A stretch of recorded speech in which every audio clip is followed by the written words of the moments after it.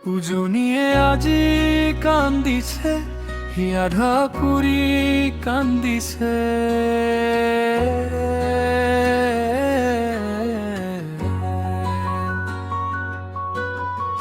উজনিয়ে আজি কান্দিছে, হিয়া ঢাকুৰি কান্দিছে। চকুল নদী হৈ দুগাল নিগৰিছে।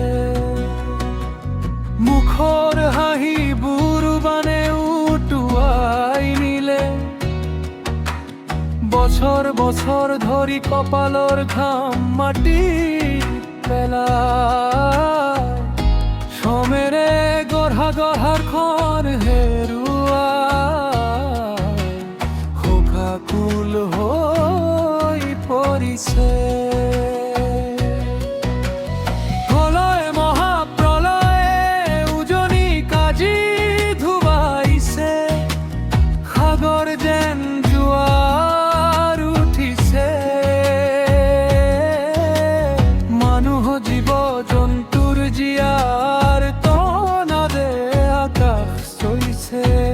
ককাইতাও আতংকিত হৈছে। উজনিয়ে আজি কান্দিছে, হিয়া ঢাকুৰি কান্দিছে। চকুল নদী হৈ বৈছে, চকুল নদী বৈছে। উজনিয়ে আজি কান্দিছে, হিয়া ঢাকুৰি কান্দিছে। ইতিহাস মনত ৰাখিব উজনি দুৰ্লভৰ কাহিনী।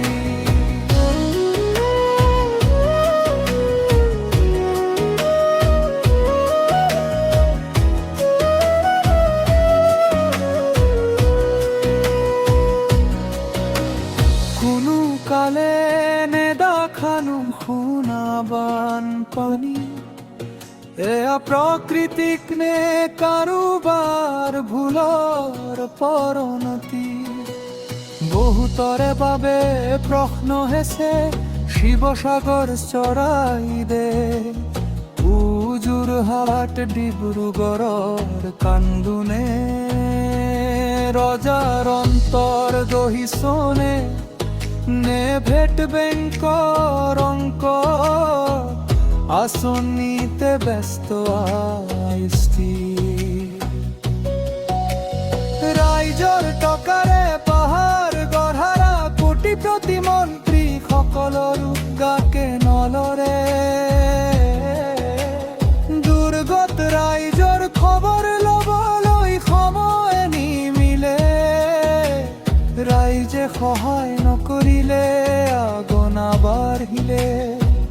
কি হলো হৈ ভাবিলে দুখ লাগে, সঁচাকৈ দুখ লাগায়। উজনিয়ে আজি কান্দিছে, হিয়া ঢাকুৰি কান্দিছে। চকুল নদী হৈ বৈছে, চকুল নদী বৈছে। উজনিয়ে আজি কান্দিছে, হিয়া ঢাকুৰি কান্দিছে। ইতিহাসে মনত ৰাখিব উজনি দুৰ্গৰ কাহিনী।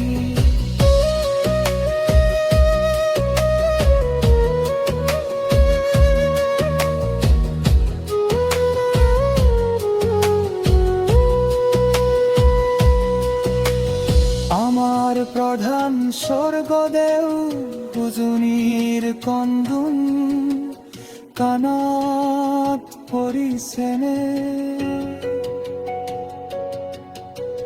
নিৰ্বাচন সময়ত মাহত 2-3 বাৰ আহে।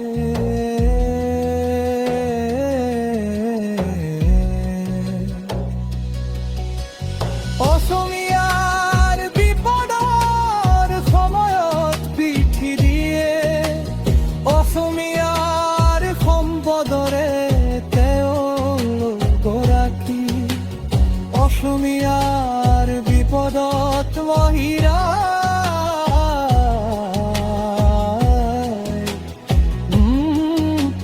কৃষ্টি। উজনিয়ে আজি কান্দিছে হিয়া ঢাকুৰি কান্দিছে চকুলো নদী হৈ বৈছে চকুলো নদী বৈছে প্ৰতি বছৰে হয় অসমৰ বানপানী